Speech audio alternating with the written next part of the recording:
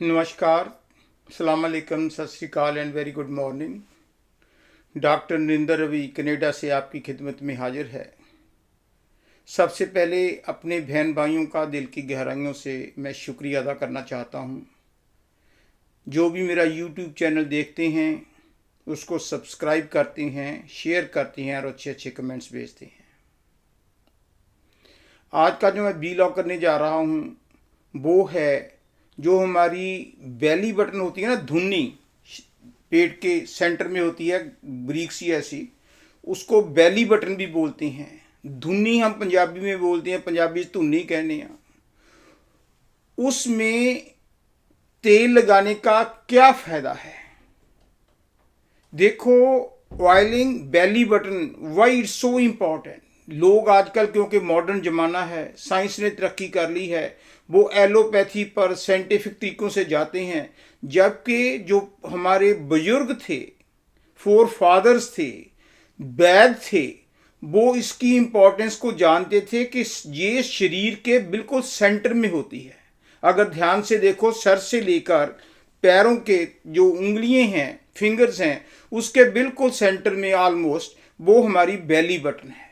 यही नहीं, ये क्यों इम्पोर्टेंट है? जब बच्चा पैदा होता है, या इस तरह कह लो कि जब बच्चा माँ के पेट में 9 महीने रहता है, तो उसको सारे का सारा फूड कहाँ से मिलता है?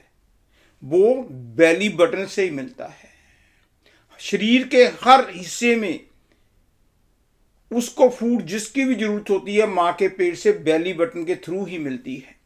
और जब बच्चा पेट से बाहर आता है तो सबसे पहले हम नाड़ुआ जिसको बोलते हैं, बेली बटन के साथ उसके साथ कनेक्शन होता है, उसको काटते हैं।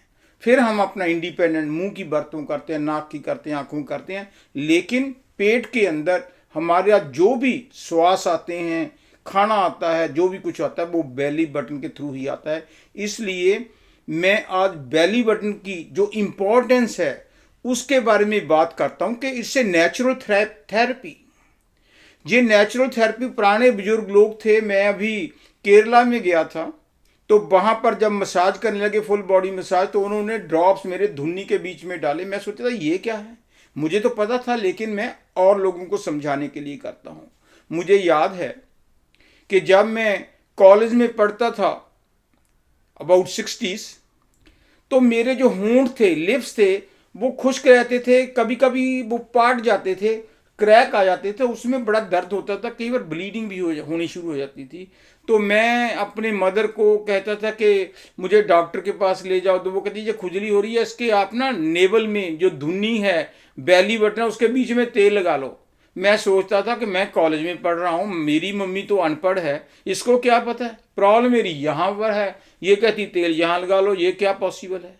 लेकिन जब तकलीफ बढ़ गई तो मैंने कहा अच्छा जो कुछ करना है आप कर लो। तो उन्होंने, मुझे याद है आज भी, सरसों का तेल जो मस्टर्ड ऑयल है वो गर्म करके जब कोसा हो गया तो रुई की फंबे के साथ मेरी नेवल में, धुन्नी में 2-3 ड्रॉप डाल दिए और पोला पोला उसको मसल दिया, मालिश कर दी।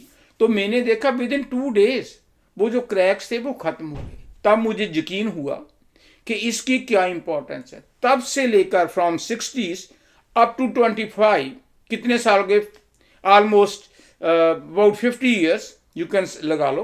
तो मैं not every day, I should not lie, पर महीने में 2 बार मैं अपनी बेली बटन में ऑयल करता हूँ, उसको तेल लगाता हूँ। कभी सरसों का तेल लगाता हूँ, कभी बादाम रोगन डाल दिया, कभी कोकोनट डाल लिया, कभी नीम का डाल लिया, कभी देसी घी डाल लिया। देसी घी के बारे में मुझे याद आया कि जब मैं मास्टर्स कर रहा था 70s में, तो हमारे एक डॉक्टर होते, doctor Nirakari, he was a double PhD, simple सा था। तो वो जब उनके घर कई बार खाना खाने का लंच के साथ उनके साथ चले जाते, तो वो देसी घी कटोरी में डालकर, नाक में डालकर ना, फिर दूसरे में आधी आधी कौली खा जाते थे। उनका रंग रूप बड़ा जबरदस्त था। तो मैं उसको जब रिटायरमेंट के बाद भी उनको मिला तो वो तो ऐसे लगते थे कि जैसे he is only 24 years old. ये बात हंसने की नहीं है। पुराने लोग कोई बेवकूफ नहीं थे, वो हमारे से ज्यादा इंटेलिजेंट थे। बेशक साइंस ने तरक्की कर ली, तरक्की हमने गेहूं में कर ली, लेकिन फिर भी आधी दुनिया भूखी सोती है। कितनी कितनी मेडिसिन आ गई, लेकिन कितनी खतरनाक बीमारियां पैदा हो गई। So simple living and high thinking, वो प्रिंसिपल ज्यादा अच्छे थे। खैर बात कहीं की कहीं निकल गई। हम बात कर रहे हैं धुन्नी की, बेली बटन की। देखो इसमें जब हम तेल डालते हैं, कितना तेल डालना है, ऐसे नहीं कि कौली डाल देनी है।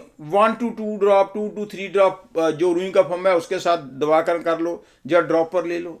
डालना कब है ये देखना कि जब जो मेरे अपने मेरे ग्रैंडफादर थे, मुझे याद है कि वो जब भी नलके के नीचे नहाते थे तो नहाने के बाद वो सरसों का तेल अपनी बेली बटन में लगाकर 1-2 मसलते थे, और रात को जब सोते थे तब भी 1-2 ड्रॉप कभी ना कभी डाल लेते थे। यही मैं उनसे सीखा है कि जब भी आप स्नान करो, शावर लो, if not daily at least once a week, वो बेली बटन में थोड़ा सा तेल लगा लो। जैसे वैसे भी देखो कॉमन सेंस आज की साइंस में, जब हमारी कार या वैन या एसयूवी खराब हो जाती है तो हम उसको 2 महीने में 3 महीने में उसको ग्रीस नहीं लगाते, वो ग्रीस ही है कि ताकि उसमें लचकीलापन आए, खुश्की ना आए। और बहुत सी जो वहां पर मोटर की प्रॉब्लम है, अगर ग्रीस ही ना लगाएं तो देख लो 1 साल में मोटर का क्या हाल होगा, गाड़ी का क्या हाल होगा, कार का क्या हाल होगा। वही हमारी बेली बटन है, जब हम इसको इग्नोर करते हैं तो बहुत सी प्रॉब्लमें जो है जन्म ले लेती हैं। देखो सबसे बड़ा जो अच्छा तरीका है वो है सरसों का तेल, मस्टर्ड ऑयल। मस्टर्ड ऑयल इसको सुबह और रात को कभी कभी एटलीस्ट वंस ए वीक वो डालो। फिर उससे क्या होता है, सरसों के तेल से जो हमारी डाइजेशन है वो ठीक हो जाती है। और नॉट ओनली दैट, रोटी पचती है, गोडों की ग्रीस में जो दर्द होता है, मोढों में दर्द होता है, ये भी स्लो एंड स्लो ये दर्द दूर हो जाता है, जिस सरसों के तेल डालने से फायदा है। फिर है बादाम का रोगन, बादाम तेल कह लो, आलमंड ऑयल कह लो। अगर हम इसको धुन्नी में डालते हैं तो इससे जो हमारी स्किन होती है, चमड़ी होती है, ये मुलायम हो जाती है, ये खुश्क नहीं होती, इसमें थोड़ी सी ग्लैमर आ जाती है।